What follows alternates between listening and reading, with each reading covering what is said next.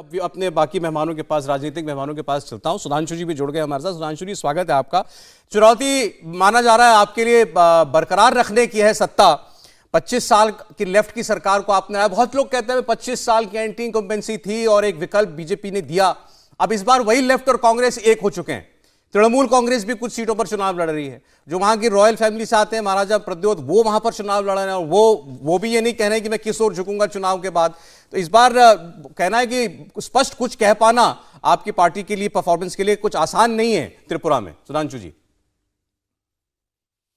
देखिए, त्रिपुरा के चुनाव के संदर्भ में मैं कहना चाहूंगा, क्या पिछली बार कोई ये कह रहा था कि भाजपा क्लियर मेजॉरिटी के साथ 25 साल से जमे हुए कम्युनिस्टों को हटा सकती है? अगर हम यही कहें तो इस चुनाव के बाद त्रिपुरा की राजनीति में कितना बड़ा गुणात्मक परिवर्तन आया है। आज सारी पार्टियां बीजेपी के खिलाफ है। यानी आप सोचिए, कहां एक तरफ कम्युनिस्ट और कांग्रेस होते थे, सत्ताधारी दल, मुख्य विपक्षी दल, आज दोनों मिलकर एक हो गए भाजपा के खिलाफ, वह दल जो 5 साल पहले इररिलेवेंट माना जाता था।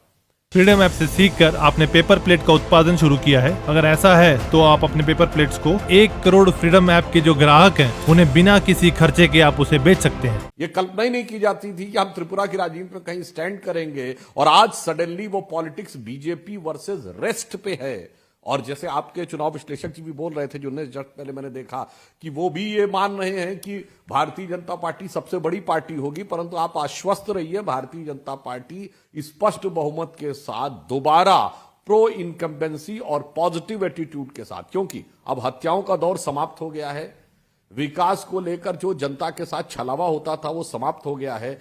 फैक्ट यह है कि कम्युनिस्ट, कांग्रेस और त्रिपुरा मोथा तीनों भारतीय जनता पार्टी से ही लड़ रहे हैं। अगर आप किसी से भी पूछेंगे, वो कहेंगे हमारा मुकाबला भाजपा से है।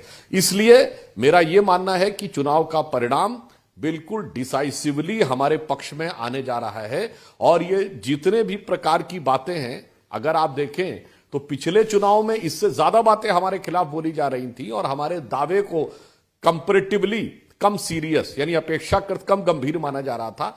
आज की स्थिति, हम ये विश्वास से कहना चाहेंगे कि हाईवे का मामला हो, घर में नल पहुंचाने का मामला हो, शांति व्यवस्था स्थापित करने का मामला हो, जितना बड़ा परिवर्तन त्रिपुरा की जनता ने देखा है, तो निर्णायक जनादेश भारतीय जनता पार्टी के पक्ष में देगी। तो इसका मतलब आप ये कह रहे हैं कि अब से लेकर 24 तक के चुनावों की जो श्रृंखला है, उसमें आपकी शुरुआत जो है वो जीत के साथ होने जा रही है। जरा मैं अपने लेफ्ट और कांग्रेस के साथियों को चर्चा में लाऊं। अंशुल जी, आप इस बार लेफ्ट आपका बड़े भाई की भूमिका में है त्रिपुरा के अंदर। मैं पहले स्पेसिफिक त्रिपुरा की बात करना चाहता हूं। दावा आपने सुन लिया सुधांशु जी का, जो है सारी पार्टियां इनके खिलाफ लड़ रही हूं, कह रहे हैं 2018 में भी यही था, इस बार भी यही है, नतीजा भी 2018 वाला ही होगा। नहीं, बिल्कुल नहीं होगा, क्योंकि यहाँ पर इस सरकार की जो अयोग्यता है, इनकी अक्षमता है, इनके जो खोखले वादे हैं, ये सब उभर के आएंगे। और मुझे पूरी उम्मीद क्या, विश्वास है कि हमारा जो गठबंधन है, एक नई एकता का सृजन हुआ है। आपने देखा बिहार में भी ऐसा ही हुआ था, यहाँ पर भी हुआ है। विपक्ष एकजुट हो रहा है और मुझे पूरा विश्वास है कि वो सत्ता में आएंगे। आवाम हुकूमत का हक हमें ही देगा। इसकी बहुत सारी वजह है, क्षमता तो एक वजह है, वादे तो वो करते रहते हैं। आदिवासियों के लिए प्रधानमंत्री जी ने पार्लियामेंट में भी बोला, पूरा उनका एक तरह से जो वक्तव्य था वो आदिवासियों के लिए था। लेकिन ये बिल्कुल खोखले शब्द हैं, क्योंकि एक तरफ तो आप आदिवासियों की बात करते हैं, उनको समर्थन की, उनके विकास की, और दूसरी तरफ आप जो जितने भी संशोधन है, जितने भी नियम ला रहे हैं, जैसे फॉरेस्ट कंजर्वेशन रूल्स ला रहे हैं, उसमें आप आदिवासियों का हक छीन रहे हैं। उनकी जमीन, उनका जंगल उनसे छीन रहे हैं। आप फॉरेस्ट से नॉन फॉरेस्ट यूज में कर रहे हैं। बड़े बड़े उद्योगपतियों को आप प्रसन्न करने के लिए, अंजुली, जैसा मैंने भी बताया कि 20 जो वहां की रिजर्व ट्राइबल सीटें हैं, ये एनडीए की जब वहां सरकार बनी तो ये 18 सीटें उसमें से जीते थे। तो आप कह रहे हैं 5 साल में माहौल इतना बदल गया है कि अब बिल्कुल उल्टा स्वीप होगा। लेकिन मैं आपसे कांग्रेस पार्टी के बारे में पूछना चाहता हूं। देखिए, कांग्रेस पार्टी को 2.25% वोट पिछली बार मिला था। कांग्रेस पार्टी, ऐसा लग रहा है कि वहां अपनी वजूद की लड़ाई लड़ रही है इस वक्त त्रिपुरा के अंदर। जैसा बंगाल में हो चुका, वैसा कहीं त्रिपुरा में होता हुआ दिखाई दे रहा है। आप इस अलायंस में क्या कंट्रीब्यूट कर रहे हैं लेफ्ट के साथ? नहीं, देखिए, हमारा एक वहां पर महत्व है। वहां पर एक ऐतिहासिक पार्टी है, और इसमें कोई शक नहीं कि देखिए, हर पार्टी बहुत एक पुरानी पार्टी है। एक यहाँ पर पार्टी में तो उतार चढ़ाव होते रहते हैं। इस पार्टी के सामने चुनौतियां भी हैं, इसमें कोई इनकार नहीं कर सकता। लेकिन हमारा महत्व है, हमारा वजूद की लड़ाई यहाँ पर नहीं है, ये सत्ता की लड़ाई है। और जमहूरियत में सत्ता की लड़ाई ही लड़ी जाती है। और ये हम लड़ रहे हैं। हमें पूरा यकीन है कि हम सत्ता में आएंगे, आवाम हमें ही चुनेगी, इस गठबंधन को चुनेगी, क्योंकि वो बिल्कुल त्रस्त मैं जरा है, इस पर एक वो कमेंट ले लूं बिल्कुल सुधांशु मायूस जी है। का। आपने कहा हम वजूद की नहीं सत्ता की लड़ाई लड़ रहे हैं और सत्ता मिलेगी कांग्रेस को। देखिए, मेरा यह कहना है, अलग अलग दल अपने अलग अलग कारणों से चुनाव लड़ रहे हैं। जो कम्युनिस्ट पार्टी है उसको अपनी जमीन बचानी है। जो नई पार्टी है उसको यानी जो त्रिपुरा में था उसको अपनी उपस्थिति दर्ज करानी है।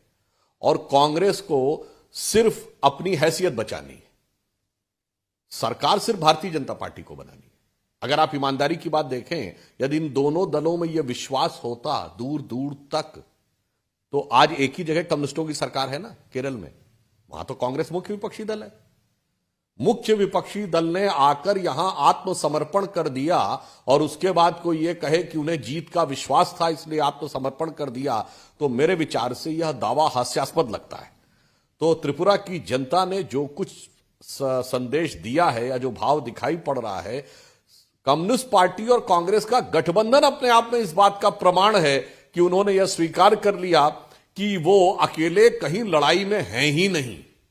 इसलिए उनको यह गठबंधन करने की जरूरत महसूस हुई है। और हम एक और बात कहें, आपने ऐसा कई बार देखा होगा सौरभ जी कि केंद्र में कोई सरकार दल साथ में है पर प्रदेश में अलग अलग है, पर एक प्रदेश में साथ में है और एक प्रदेश में अलग अलग है। ऐसा अद्भुत उदाहरण नहीं देखा होगा। और मैं याद दिलाना चाहता हूं, बंगाल में भी ये दोनों एक हुए थे। क्या हुआ था बंगाल का परिणाम? बंगाल में भी कम्युनिस्ट और कांग्रेस दोनों एक हुए थे। और मैं इस संदर्भ में एक और बात याद दिला दूं, बहुत कहा गया था बंगाल में भारतीय जनता पार्टी को अपेक्षाकृत सफलता नहीं मिली। मान्यवर, केवल 11 साल पहले 2011 तक चाइना के बाद अगर सबसे बड़ी जनसंख्या कम्युनिस्ट पार्टी के अंडर में थी, रूल में, तो वो बंगाल थी, जहां से वो साफ हो गए 11 साल में। आज वहां लड़ाई भगवा बनाम हल्का भगवा बनाम गैर भगवा की हो गई, यानी तृणमूल और भाजपा के बीच में हो गई। वहां के इलेक्शन का नैरेटिव बदल गया। उसमें भी किसी को नजर आता हो कि बदलाव नहीं हुआ। इसीलिए मैं कह रहा हूं, मुझे लगता है वैसी कुछ कुछ कहानी त्रिपुरा में भी होगी। एक बार फिर कम्युनिस्टों ने, कांग्रेस ने हाथ मिलाया है। और इन लोगों का वैसे इतिहास रहा है कि कम्युनिस्टों ने जिस जिस से हाथ मिलाया है, जहां जहां चरण पड़े संतन के ताहता बंटाधार, तो उस देश, व्यवस्था और पार्टी तीनों का बंटाधार हुआ है। इतिहास वैसे इस बात का साक्षी। विवेक जी ने बड़ी धैर्य से सबको सुना। मुझे एक साथ सबके ऊपर पलटवार होगा, मुझे यकीन है। विवेक जी वो कह रहे हैं कि आपने गठबंधन किया कांग्रेस से, दुश्मन का दुश्मन दोस्त सुना था, दुश्मन के दुश्मन जो अपना खुद का भी दुश्मन हो उसको दोस्त बनाया आपने।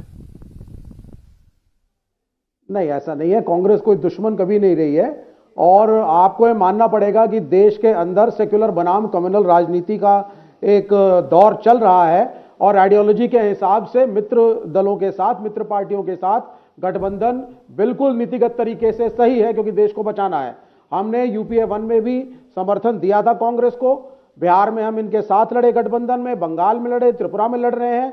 और ये गठबंधन जो है ये आइडियोलॉजी के आधार पे है। जहां जहां हमें लगता है या इन कांग्रेस को भी लगता है कि कुछ डिफरेंसेस हैं, उसको हम आयरन आउट करते हैं। फ्रीडम ऐप से सीखकर आपने पेपर प्लेट का उत्पादन शुरू किया है। अगर ऐसा है तो आप अपने पेपर प्लेट्स को 1 करोड़ फ्रीडम ऐप के जो ग्राहक हैं उन्हें बिना किसी खर्चे के आप उसे बेच सकते हैं। तो ये आइडियोलॉजिकल एक टाई अप है जो कि सिर्फ एक राज्य तक सीमित नहीं है, और ये केंद्र में भी रहा है और आगे भी ये चलेगा। दूसरी बात, अब आप देखिए, एंटी इनकम्बेंसी त्रिपुरा की इतनी ज्यादा थी जिसको ये अभी सुधांशु त्रिवेदी नहीं बताएंगे। इन्होंने एक सिंपल पीए को उठा करके मुख्यमंत्री नियुक्त करवा दिया। वो इनके खुद राइट विंग पत्रकारों को जेल में डाल रहे थे। चीफ मिनिस्टर आवास में आना इनके खुद के लोगों के लिए मुश्किल हो गया था। इतना बुरा हाल वहां पे हो गया था। इतनी कंप्लेंट्स खुद भाजपाइयों ने इनके हाईकमांड से उस मुख्यमंत्री की करी कि लास्ट में विप्लव देव को हटाना पड़ा, राज्य से ही बर्खास्त कर दिया। He has been realigned and thrown out. और फिर अभी दूसरे आदमी को लेकर के आए। तो इतनी स्ट्रॉन्ग एंटी इनकम्बेंसी के बाद कुछ जो कांग्रेस के बड़े नेता जो राह से भटक गए थे, भाजपा में चले गए, सबकी घर वापसी हुई है। Everybody is fighting on a Congress ticket now, if you see the analysis. और लेफ्ट ने बहुत ही यंगस्टर्स को इस बार चांस दिया है ठीक। और बड़े युवाओं को टिकट दिए गए हैं और बड़ा फेरबदल आप देखेंगे। वामपंथ और कांग्रेस मिलकर के सत्ता में आएंगे। इंडिया टीवी हर वक्त हर जगह डाउनलोड करने के लिए सर्च करें India TV news Google play store या ऐप स्टोर पर।